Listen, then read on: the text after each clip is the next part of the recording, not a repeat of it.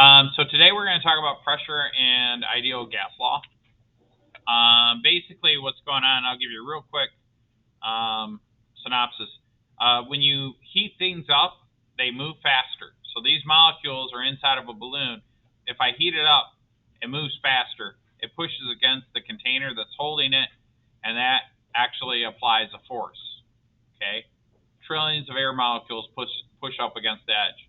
Now, if I change the volume of the balloon, like if I tighten the balloon, think of like your water bottle. You know how guys like to take the water bottle and they put the cap on it and then they twist the water bottle until the cap shoots off? Well, they're increasing the pressure by decreasing the volume. And if you heat things up, sometimes they explode, right? So anyways, we're going to talk about the physics behind all that stuff today. And it really boils down to ideal gas law. So write this down real quick.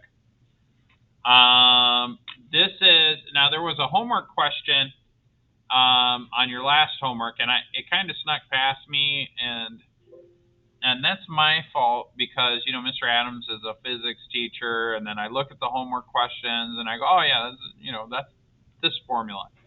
And I don't remember that I haven't taught you this formula yet. So problems 2 and 4, now I did do, from the last homework, they required this formula. So I did do problem number 4 and posted on Canvas, and I explained what all this stuff was. Okay. And that's how you can calculate heat based on the mass. And we'll talk about what's the difference between like thermal energy, temperature, and heat energy. Okay. They're all kind of the same thing. If I put it in regular, easy language, basically, one is a measurement of the average kinetic energy of an atom per atom. The other is like the measurement of the energy of a big thing, right? That would be this one because it talks about the mass, right? And then the other one is just, you know, kind of, I don't know how to word it.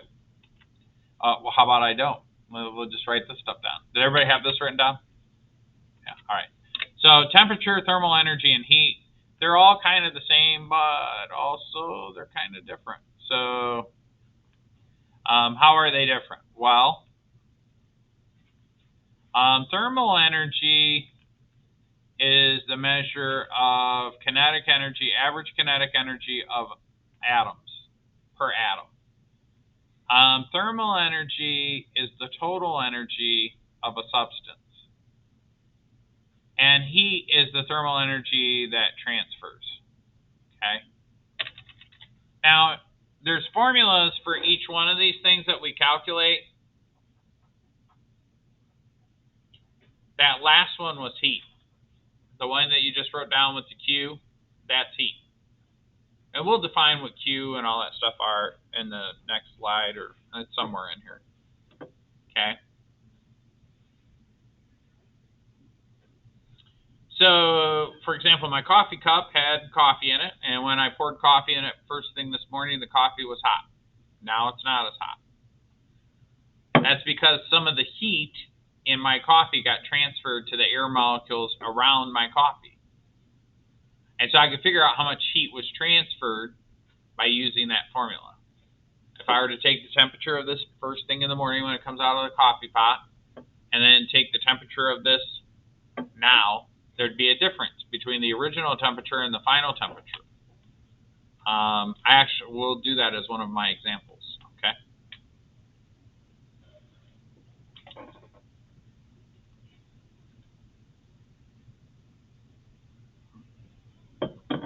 Give you guys another second to write that down.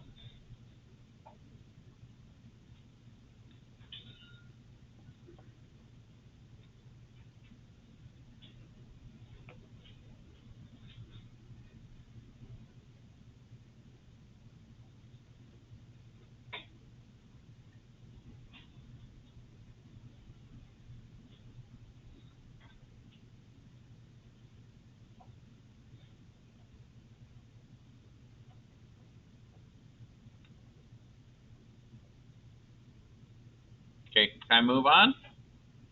Okay. Now, you don't have to write any of this down. Heat, well, just write the sentence down. Work done to overcome friction is often partially transformed into heat. Okay? So if you take your hands, don't do it now, write your notes down, and you rub them together, you feel heat. Because friction is something that's going on between my two hands. I'm doing motion, right? So I'm doing work, but to overcome the friction, the tension between the molecules in this hand and the molecules in this hand, rub your hands if you're done writing stuff down. You can feel the heat. So that energy transformation gives off heat. And so you don't have to write down all the examples of friction. I think most of you guys know that. But static friction is when you're standing still, right? Viscosity is a new term that you don't know, but it's basically the same as air resistance, except viscosity has to deal with liquids, right? So when this skydiver's jumping out of a plane, he's literally pushing all the air molecules out of the way. So he's like, here's an air molecule. His body kind of pushes that out of the way. Here's another air molecule. And he hits trillions of air molecules almost instantaneous. And so that friction, when his body comes into contact with those air molecules, he has to push them out of the way. It's basically the same thing. These water molecules, when this guy throws his arm down, he's going to push that water molecule out of the way. When he kicks his legs, this air or water molecule is going to be pushed that way. So he's overcoming that resistance. Okay, and then we talked quite extensively about rolling friction and sliding friction. Okay. So usually when those interactions take place, heat's given off. Okay. Can I move on to the next slide? Yeah. All right, cool. Now you don't have to write this down. Just think about it. Gasoline stores chemical potential energy. All right. Now, if you take an advanced chemistry class, they'll help you calculate how much energy it stores.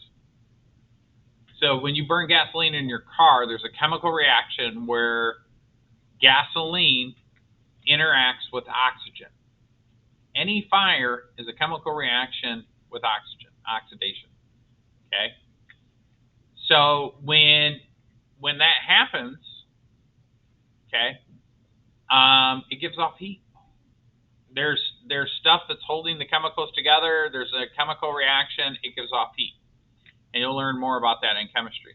But what they're talking about is that the heat flows out of the tail of the tailpipe. Only 13% goes towards a moving car. So if you ever been behind the tailpipe of a car, it's hot. You can't touch it.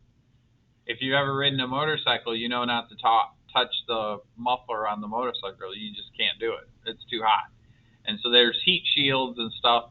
Also, there's a cooling thing that goes on. So your engines in your car are actually little combustion engines. There are tiny fires that are going on all the time. But only 13% of that goes towards actually moving the car. The rest of it is overcoming friction because there's a lot of moving parts on the car. There's a lot of heat that's given off. And that heat is just cooled off. The engine won't run unless you cool it off. So that's what the radiator and the coolers and all that stuff. Well, you can do that for me real quick because I'm recording. All right, so now write all this stuff down. This is important. And heat is energy. And because heat is energy, it's measured in joules. And so 1 lowercase c calorie is equal to 4.18 joules. Thank you. And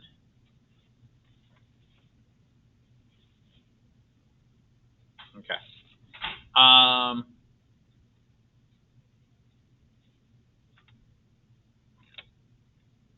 1 capital C, though, is what you see on food. So if you ever, and we'll look at an example of that. So capital C calories is 1,000 lowercase calories, and that's 4,184 joules. Now BTUs, we only see those on air conditioners. BTUs is the British thermal unit. 1 British thermal unit is equal to 1,055 joules.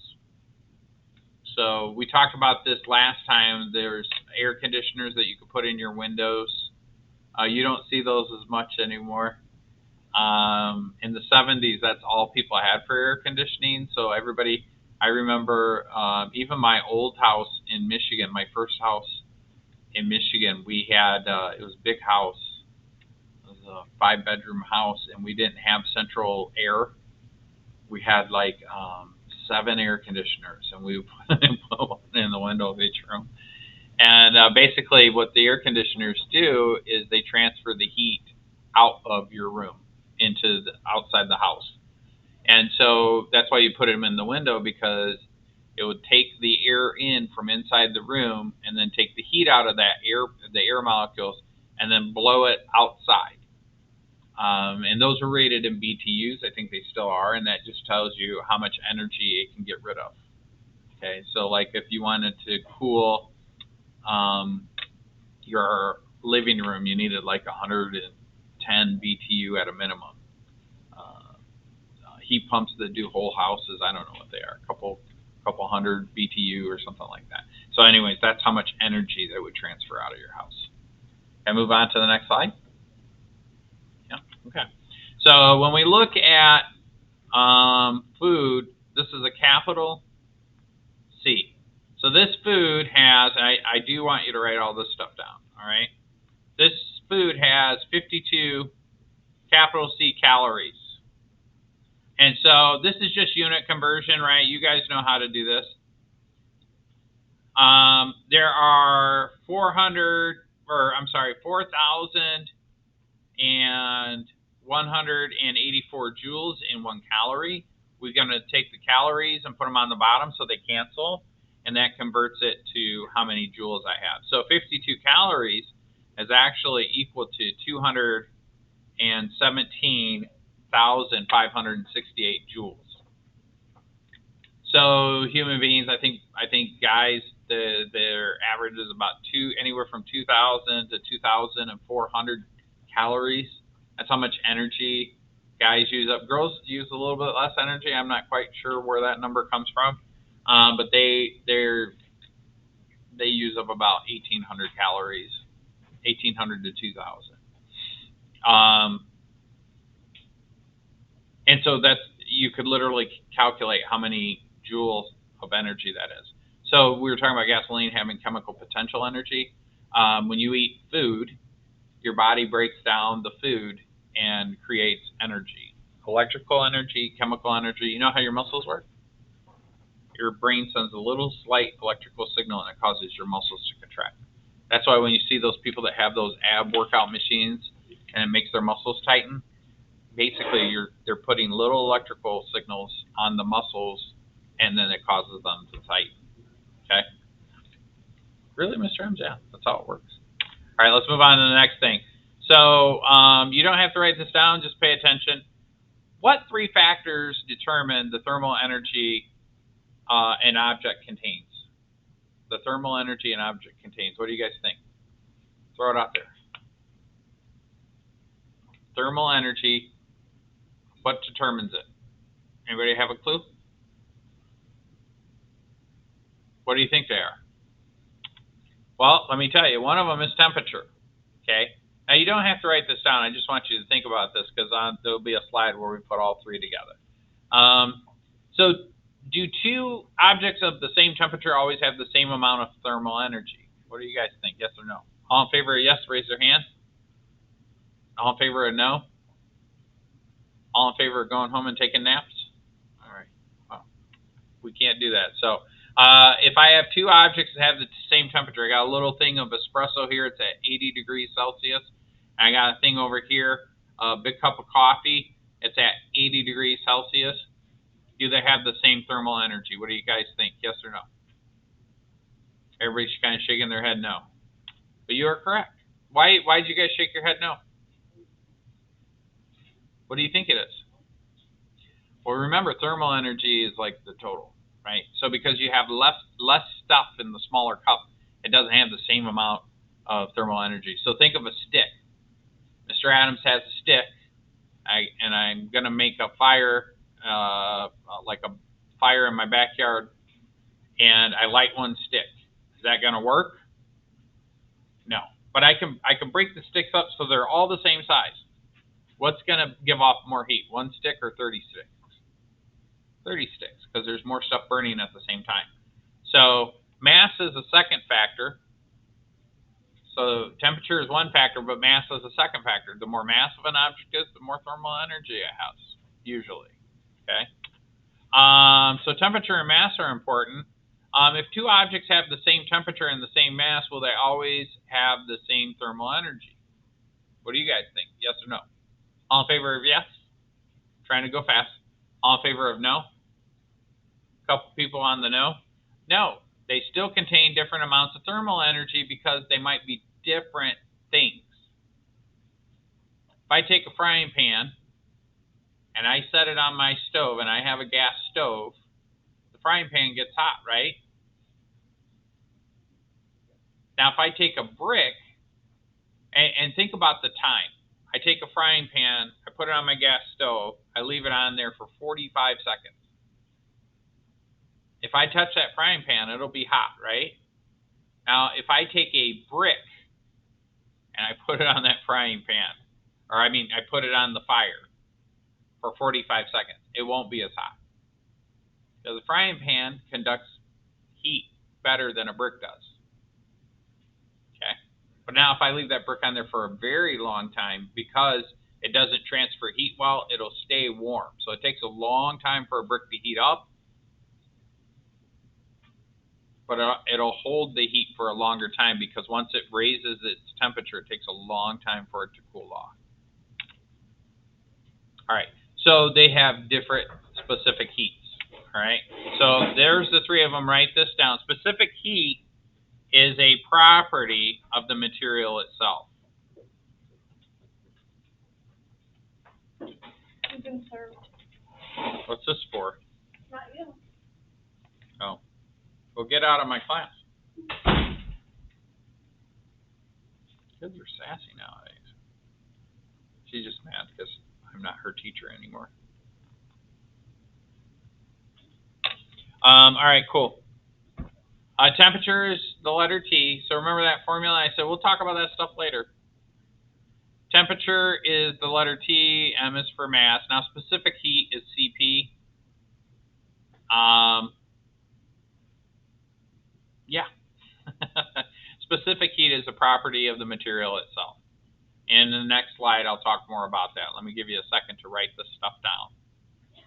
So different properties conduct heat better than other materials, right? So a copper pot will conduct heat better than a ceramic brick. Okay. By the way, they've been having a lot of space flights and people out in space and coming back home. Do you know they put ceramic tiles on the outside of those modules that the people are in? So that way when it comes back through Earth, because it has poor thermal conductivity, it doesn't get hot. Could you imagine if they made those modules that the people come back to Earth, because when you come back through Earth's atmosphere, trillions and trillions of air molecules bombard it. So that's friction, a lot of friction. And friction is heat. It still gets hot, but it doesn't get as hot. Could you imagine if they made those modules out of copper? They'd be cooked, literally. So the ceramic tiles that they put on that, now you guys are too young to know this, but one time they had a space shuttle come through and one tile came off. No, it was not good. So those tiles block a lot of that heat. They still have the friction. They still encounter the heat, but they just don't absorb it as much. So the heat just kind of dissipates with the air molecules. Okay. That's a property of the thing itself. So what I want you to write down, there's just a couple of things. You need to write this down because that'll come up a lot. And you need to write this down. And you need to draw this picture.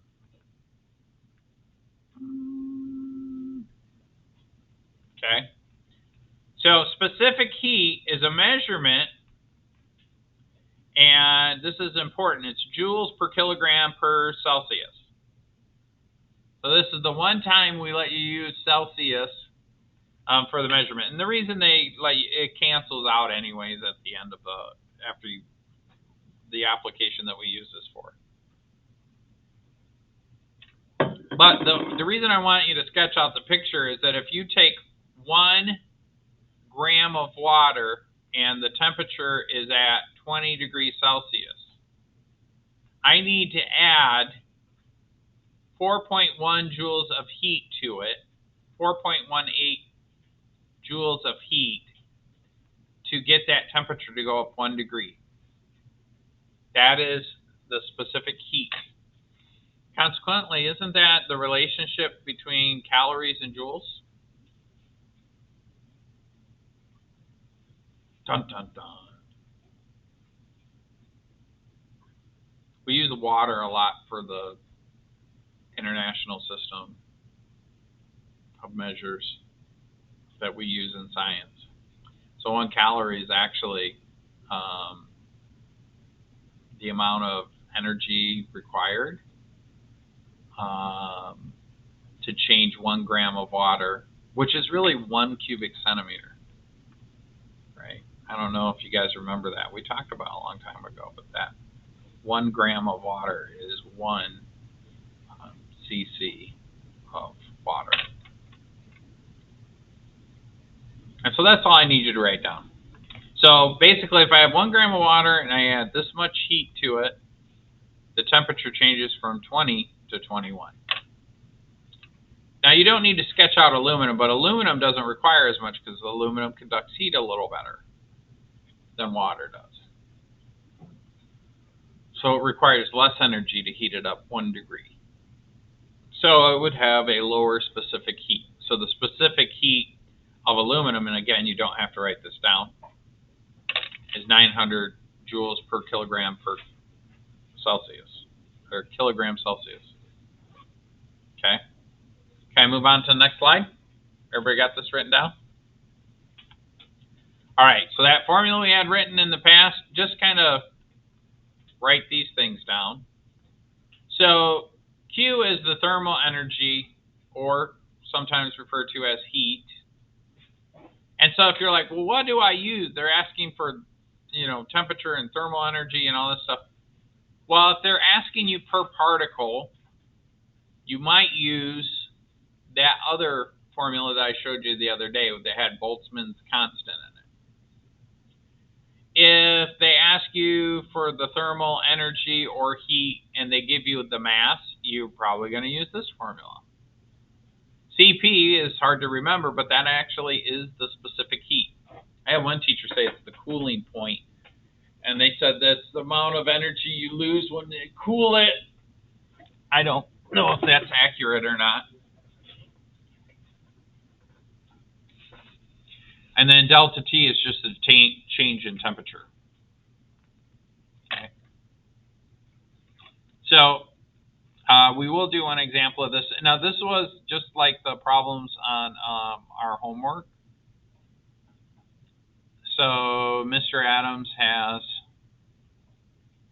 his morning cup of coffee.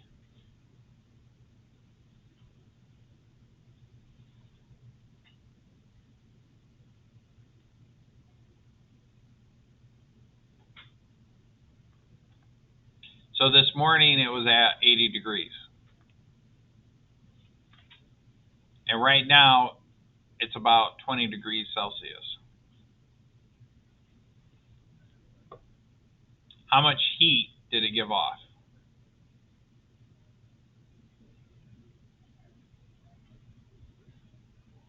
I had 1 kilogram of coffee. Well, coffee is mostly water, so the specific heat of coffee would be about 1,840 kilogram joules per kilogram per Celsius, per degree Celsius. So I have a mass. I have a initial temperature, and I have a final temperature. I can calculate the thermal energy or heat given off. So my mass is 1 kilogram. you guys should be writing this down, times 4,184 joules per kilogram per degree Celsius. I don't know why when I write it this way, this is backwards. This should be over here. Right? And then what is, so remember that delta T is equal to T2 minus T1. And so technically it's 20 minus 80, which is a negative 60. So and I did this on purpose. This would be times negative 60. So that's going to give me a negative temperature. Now, what does that mean if you have a negative temperature when you go to calculate heat? It means it gave off heat. That means it got colder. The temperature went down, right? If you have a positive heat, that means the temperature went up, okay? So that's one thing that you can always double check, okay? Let's plug that in the calculator and see what we got.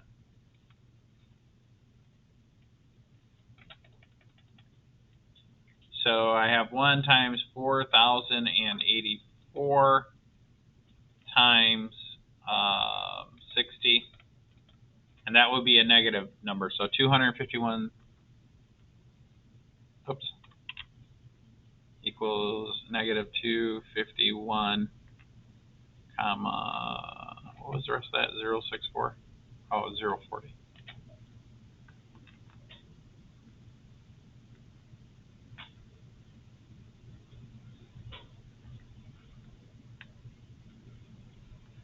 And this was in degrees Celsius. So one thing I want to point out is that this cancels with this cancels with this, and so my final answer is in joules, which is what I want. Okay. So this was like problem number 2 and problem number 3, or problems 2 and 4 from the previous problem, or from the previous homework. All right, does everybody have all that stuff written down?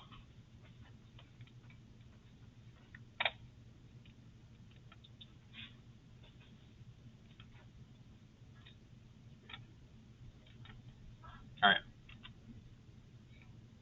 Let's move on to the next slide. So write these down real quick.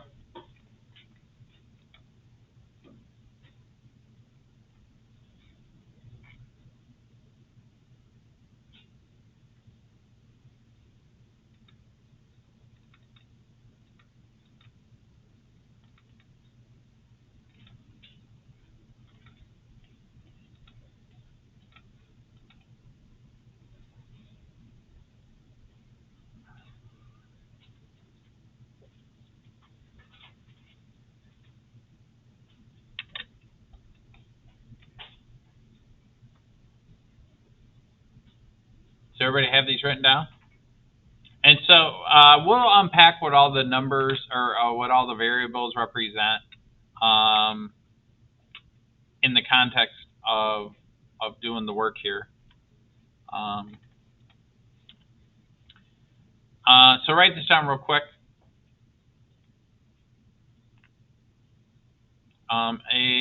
Whoops, wrong.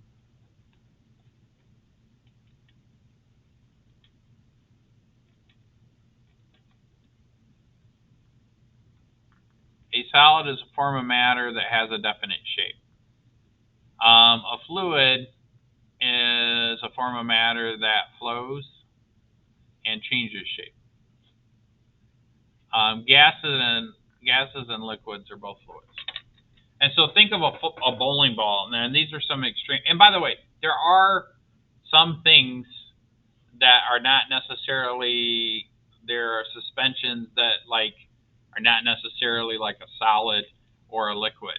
So there's some weird stuff. Slime is kind of like that, right? You guys, how many of you guys made slime when you were younger? That was a thing, right? So that is, well, I don't want to do a whole lesson on that, but basically we're just talking about stuff that we know is a fluid. Water is a fluid. Oil is a fluid. A bowling ball is a solid. If I take a bowling ball and I push on the bowling ball, the bowling ball does not change its shape. If I take a balloon and I fill that balloon with water and I push on the balloon, it'll change its shape. The water will change its shape. If I fill that balloon with air, the balloon will change its shape because the air changes its shape. Does that make sense? Okay, does anybody else, whoops, I don't want to get too far ahead of myself. Can I move on to the next slide, or do you need a second?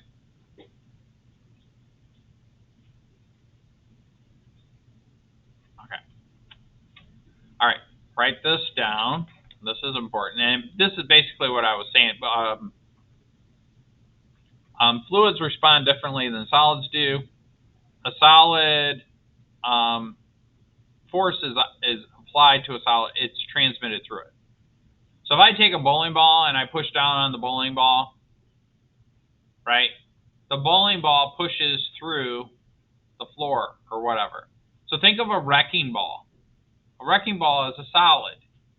What happens if you get that wrecking ball moving towards a building? Does a wrecking ball change its shape?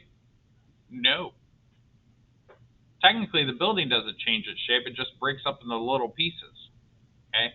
Now, think of a big crane and having a water balloon at the end of that crane's cable, and you hit the building with a water balloon. Well, one, the water balloon would break. But even if I filled a bucket with water and the bucket didn't break, the water would just fly all over. So force, when it's applied to a fluid, creates a distributed pressure. Okay, so this force right here doesn't get transferred down here. It gets transferred into the fluid, right?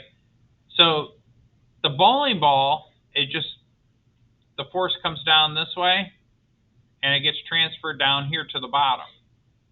Here you apply a force. That force causes a bunch of pressure, but basically it gets transformed internally among the water or air, whatever you put in it. Okay, does that make sense? Can I move on to the next thing? All right, so write this down. You already have the formula down, but I just want you to know what the letters are and what they mean. So P is pressure, okay? F is force, A is area, and I keep writing this down. I'm shocked that they don't have this written down, but it's cross-sectional area.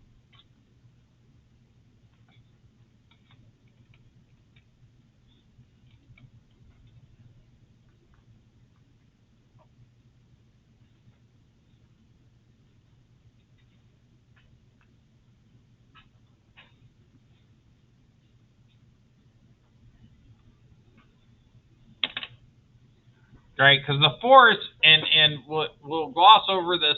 I mean, the force has to be perpendicular to the surface, right? Actually, we would say it's orthogonal, which means it's at a 90-degree angle with every corner or every. If I have a flat surface and I'm applying the force, it has to be orthogonal. Otherwise, we got to do sine and cosine and all that stuff. So most of your homework problems will be rigged up to where it's orthogonal to the cross-sectional area. Okay. And so this relationship is that if you take the force and divide it by the size of the area, that's your pressure. So think of a garden hose. You turn a garden hose on, and you don't have a fancy hand trigger thingy. The water just kind of oozes out of the hose, doesn't it? If you wanted to increase the pressure of the water, what would you do without one of those fancy things? Put your thumb on it. Do you know the way that works? When you put your thumb on it, you decrease the cross-sectional area. So it has less space to come out of. Mathematically, what that does is it increases the pressure. So as the cross-sectional area goes down, the pressure goes up. Does that make sense? Okay. And then the water flow is kind of the force. Can I move on to the next slide? Now, the measurement for this is always in Pascal. That's what PA stands for. So if you were wondering. Now, it's actually newtons per meters squared. So area is meters squared, right? and then force is measured in newtons, so that's equal to Pascal. Okay? So 1 Newton meter squared is a Pascal. All right, I do want you to kind of sketch out this image real quick because it will help you to understand. So if I take that same equation and I do a little bit of algebra, we can find that the force is equal to the pressure times the area.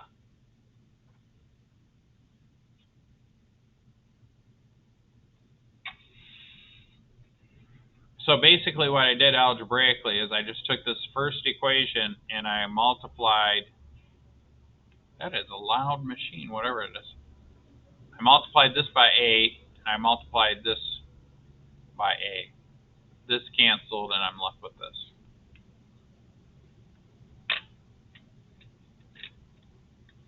And so what does that mean? Well, we have a cross-sectional area. This is cross-sectional.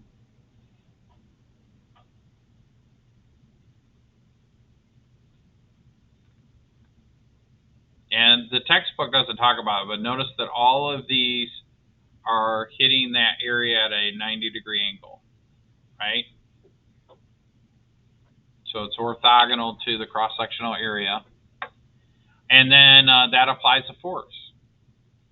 The more pressure you have, the more force you have. This is how pneumatics work. You go to the bank, and you get, I don't know if people still do this anymore because everybody has direct deposit, but if you go to the bank and you see the teller and you go through the drive-through, have you guys seen it where they put the little cans in the thing and it takes the can and it shoots it up? All they're doing is they're just pushing air into that, it's called a pneumatic tube, and so they're just pushing air on one side and it forces the can down the tube into the bank. That's it. And then they push the air back to you. And it creates force. That's a mathematical relationship. Can I move forward? Trying to get all this stuff done. Now, you don't have to write any of this stuff down, but basically, trillions of air molecules have an impact on the surface of a balloon. So when you put more air into it, and remember, we calculated that how fast were the helium molecules going? Do you guys remember? Who did that the last time we met? Wasn't it like 3,000 miles per hour? So when you take a balloon and you blow air into it and you go, how many breaths do you think it takes to blow up a regular balloon? 15? 20? There are trillions of molecules in that balloon. Trillions. And they have kinetic energy, and then they bounce off that surface. That creates pressure inside the balloon. Okay? So gases and liquids are both fluid in the sense that they'll kind of fill up whatever container you put them in. They can change their shape. I have my coffee here. If I take the lid off and I just dump it on the desk, it'll just splatter, right? It won't stay in the same shape as the coffee mug that it was in. But now if I filled this up with like, I don't know what I'd fill this up with. If I filled this up with molten aluminum and I let it cool, it would become a solid. And if I dumped it out of the cup, it would stay the same shape as this because it's a solid, right?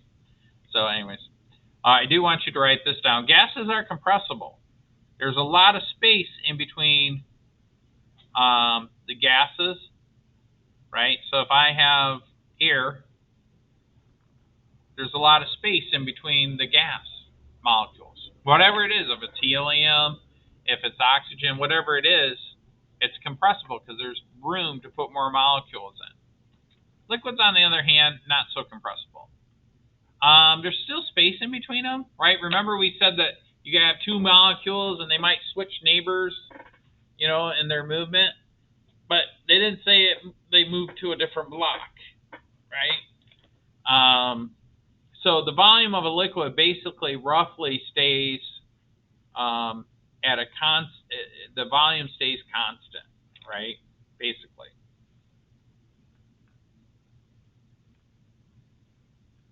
And then for gases, the volume of the gas undergoes a change. proportional to the changes in pressure. And that's what all this stuff is leading up to ideal gas laws, which is what we're going to do. All right, does everybody have this written down? All right, let's get to this. So this is what I'm talking about. There's a lot of space here. This is a wide open space here between the molecules. So you could fit more stuff in there. Okay. So gas will expand to fill its volume, to fill a container, and the temperature and the pressure in the process. So how exactly are the pressure and the volume and the temperature of a gas related? I'm glad you asked. There are some gas laws that were developed, and that helps us to determine how that's related. So the first law is Boyle's law. Boyle came along and did some science, and he said there's a relationship, and this only works if the temperature is constant. So the temperature has to remain constant. And what he discovered was this mathematical relationship between the pressure and the volume, and then the final pressure and the final volume. And that's if T stays constant. So if you think of this cylinder, and let's say that it's filled with air, all right, and I increase the pressure, well, I'd have to decrease the volume to increase the pressure. And I'd have to keep the temperature constant.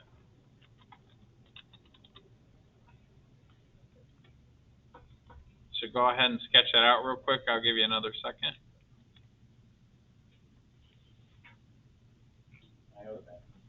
Yeah.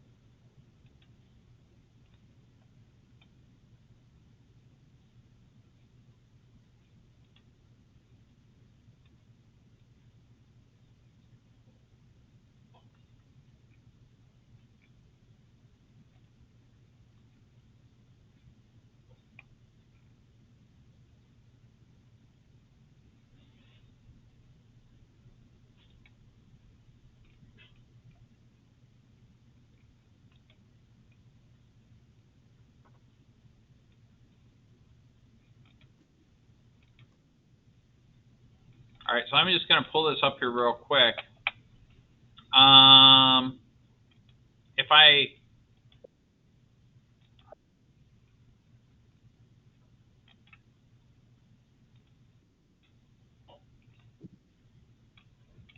got to increase the pressure.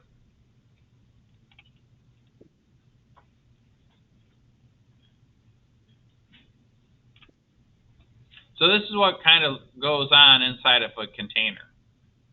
Okay. So those are air molecules that I just pumped in with my bike pump, and they're just moving around. Notice that the temperature remains constant, the pressure remains constant. Okay.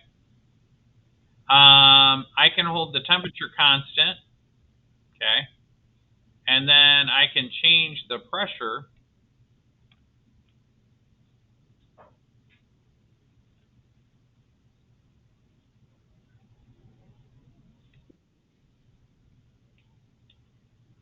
Well, if I decrease the volume, see what the pressure's at now? It's at 25.6 atmospheres. So we'll put that in pascals for you guys so you can see it. So if I pull this out a little bit, pressure decreases. That's what Boyle's law is basically. If I make this really tight, the pressure increases. The temperature is the same. That doesn't change. So that's what that is. Okay. All right, that's Boyle's law. Let's do the next one. Charles' law is the mathematical relationship between pressures if the pressure remains constant. Okay.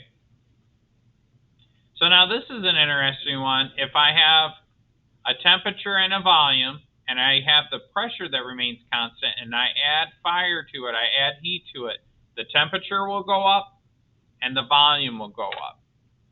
And then this, of course, is the mathematical relationship. So in your homework today, which I'll probably post in plenty of time, maybe we'll see, we're getting close, you'll have to do different problems. And these are different things that people study, right? So Boyle's law was like, okay, if if the temperature is the same, then blah blah blah blah blah. And Charles' law is like, well, if the pressure is the same, blah blah blah blah. Then we're going to do another law. Well, the ideal gas law is like putting all of them together. Okay. And technically, yeah, you can kind of put them all together because algebraically they'll just cancel out.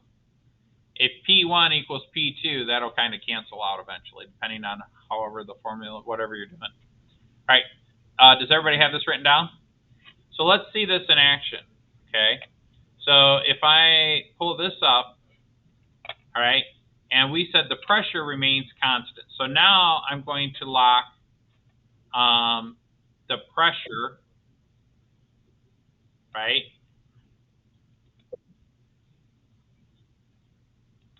I'm just going to lock the pressure, but I'm gonna let the temperature change. Okay. So I'm going to lock the pressure. I'm going to let the temperature change.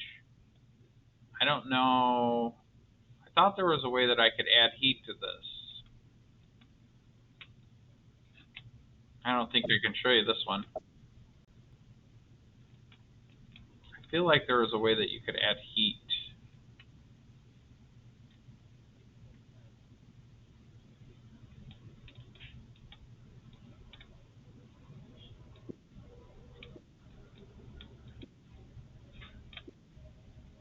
I didn't want to do that. Yeah, this one won't let you add heat, unfortunately.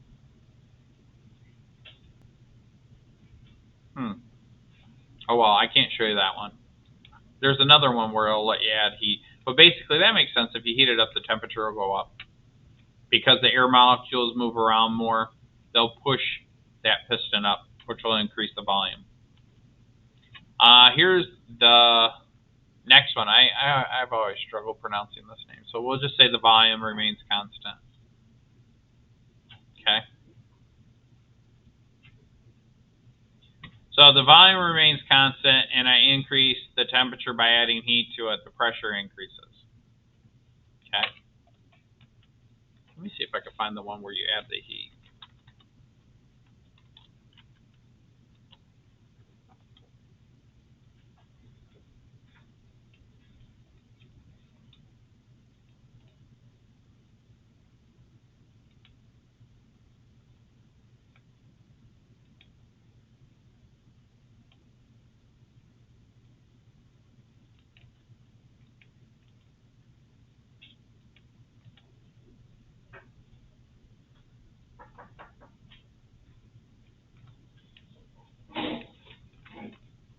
I was sure there was a way that you could add the heat.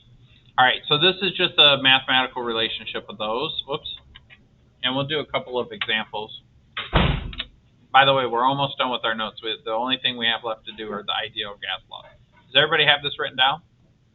Okay. So if in your homework it says the volume is constant, and then they give you a couple of temperatures and one pressure, this is how you would do this. All right, so let's do one of these real quick. All right, so it says here that I have a fixed volume of helium, and the original temperature, and so we'll call this T1, is equal to 300 K, and an absolute pressure of 200,000 pascals. So that would be P1, 200,000.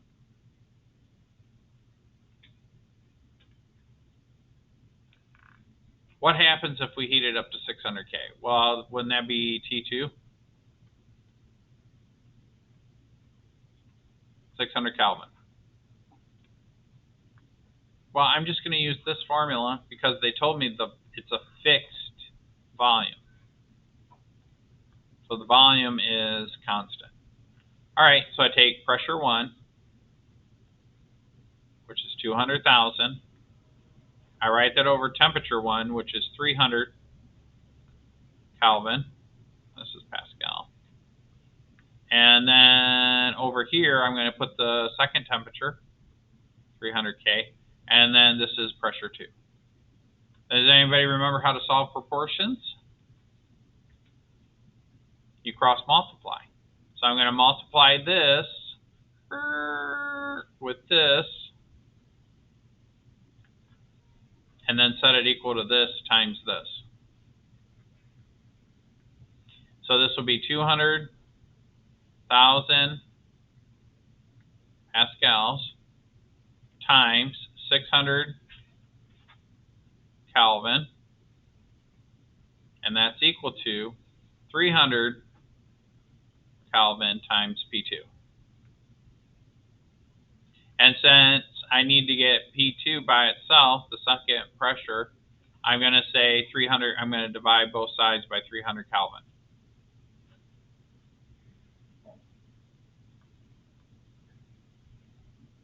Now, if we're analyzing our dimensions, that's awesome because the Kelvin and the Kelvin cancel out. That should be degrees. I keep forgetting to write down the degrees. Okay? All right. So if I do that in a calculator, 600,000 times this is 12, followed by 1, 2, 3, 4, 5, 6, 7 zeros, I think.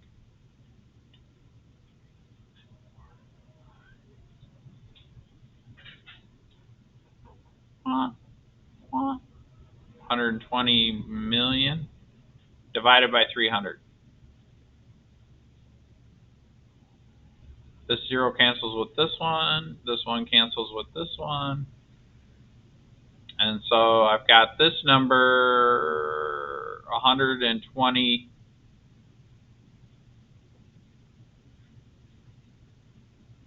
That's 5 plus 2. Yeah, that's right. 120 divided by 3. So what's that? Is that 400,000? I might be off a little bit.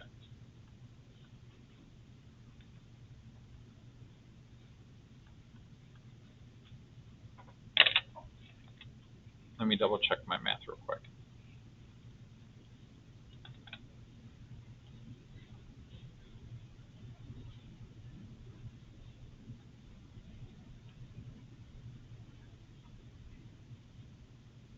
$200,000 times 600 divided by 3. Man, I'm good. Oh, it's 40. Oh no, divided by 100. Okay, yeah, it's 400,000. Okay. So if you double the temperature and the volume remains the same, you double the pressure, right? Does everybody have that written down? Okay, cool. Write this formula down real quick. I'm just going to have you guys write these formulas down because I think you know how to plug stuff in. So I'll give you a second to write that down. The only thing that I'll ask you to remember that to calculate the number of molecules, you might need to do Avogadro's.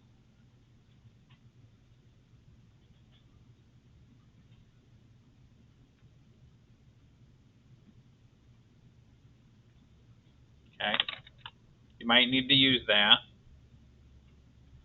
So they'll give you the clues.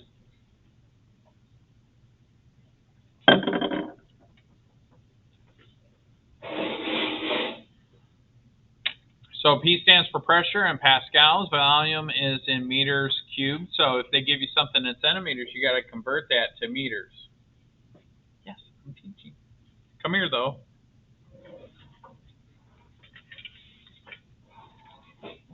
And then KB is Boltzmann's constant.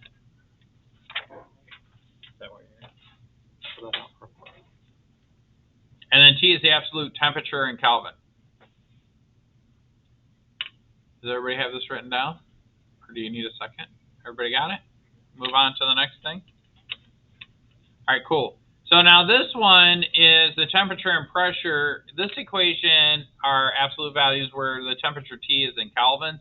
Remember, if they give you something in Celsius, you just add 273 to it. Absolute pressure must include atmospheric pressure. So yours pressure on the pressure gauge and then atmospheric pressure. So if I measure the pressure on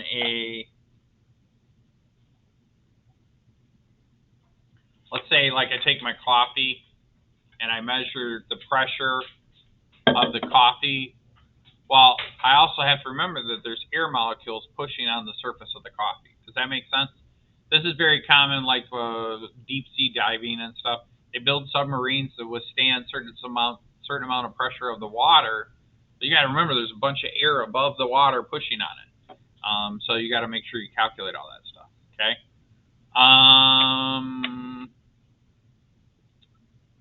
So yeah.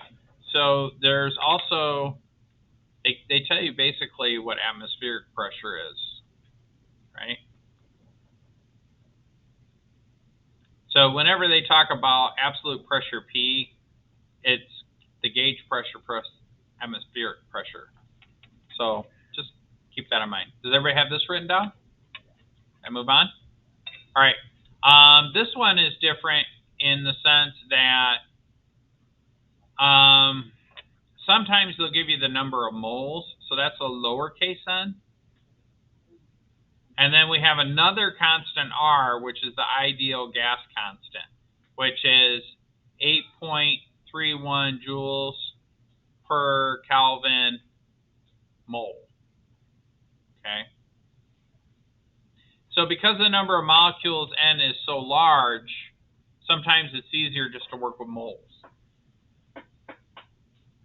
So you might have a homework problem where they say we have 3 moles of H2O or something, or whatever they say.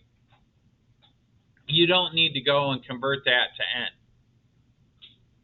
Now you might, you can for fun. The math would work out and be the same, but you could just use this formula if you have the number of moles.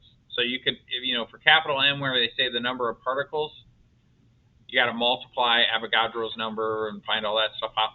Or you could just figure out how many moles you have. And usually you could do that, remember mass and molar mass and find out the moles and all that stuff. But you have to use this constant R, which is 8.31 joules per Kelvin moles. Okay, is there anything else? Does everybody have this written down? Okay.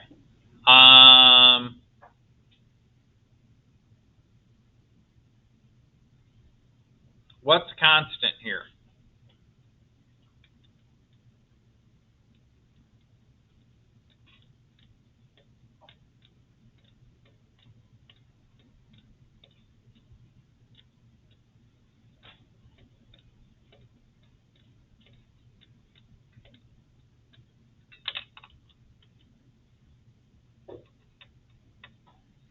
Well, they're asking for the temperature T. And so essentially what you would do, and this is the relationship, is that you have PV and you have T. The pump compresses the volume of the gas as shown. The final gas temperature, if it starts at 20 degrees Celsius and then they converted that to your Kelvin, which is 273 plus the 20 degrees.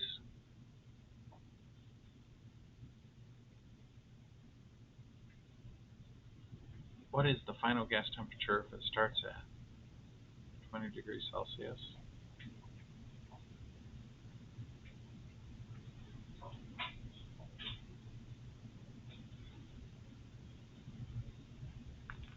I don't know if this number is right. Gotta double check that. But anyways, does it give you the final temperature? No, that's what they're asking for. Okay. So the relationship is this. So just jot this down. If all three can change, the temperature, this is ideal gas law as it's applied. All right. So what happens is if you set the initial up, like if you take this formula and you set the final up, the relationship will be this. So most of the time you're going to use this for ideal gas law. And then because they want to know the final temperature, you solve for T2, do an algebra, and then you find that the final temperature would be around 45 degrees Celsius. Okay? So write that math down. Are you guys write that down? Do you guys need another second or so? You guys burned out on notes? Yeah. Okay. Normally I'd write all this out, but we're under a time crunch, so it's in the video. All right, one more example. It says a box is measured at 50 centimeters on the side. It contains gas at an absolute pressure, so they tell you it's an absolute pressure, of 500 newton meters squared or 500 pascals. The pressure outside the box is the atmospheric pressure, which is 101,325 pascals. What is the force of the gas inside and outside the box exert on the single side of the box? Okay, so you have to calculate the force based on they gave you pressure, and then also the cross-sectional area is the box measures 50 centimeters on a side. So you have to make the assumption that it's a square box. Okay?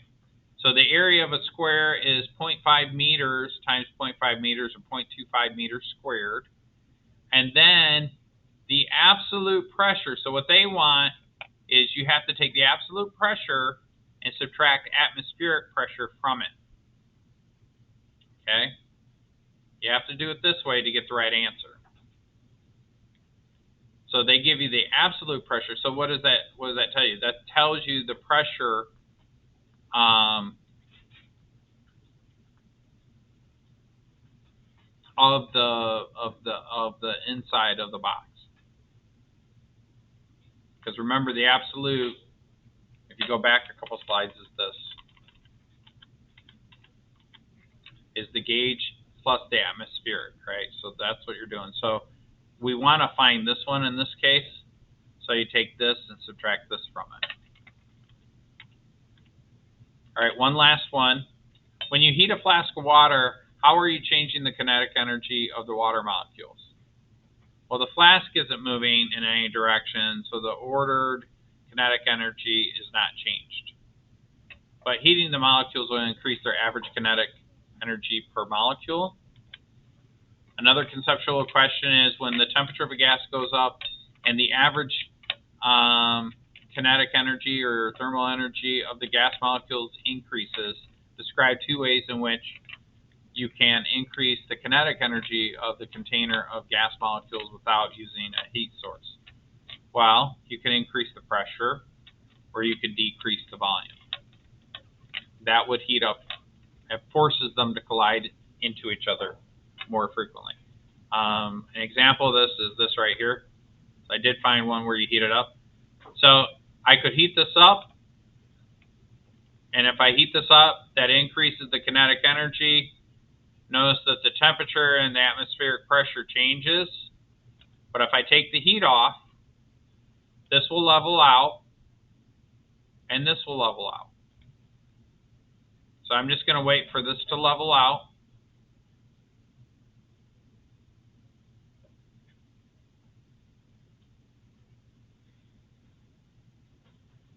Now watch what happens to the pressure, but more importantly, watch what happens to the heat when I decrease the volume.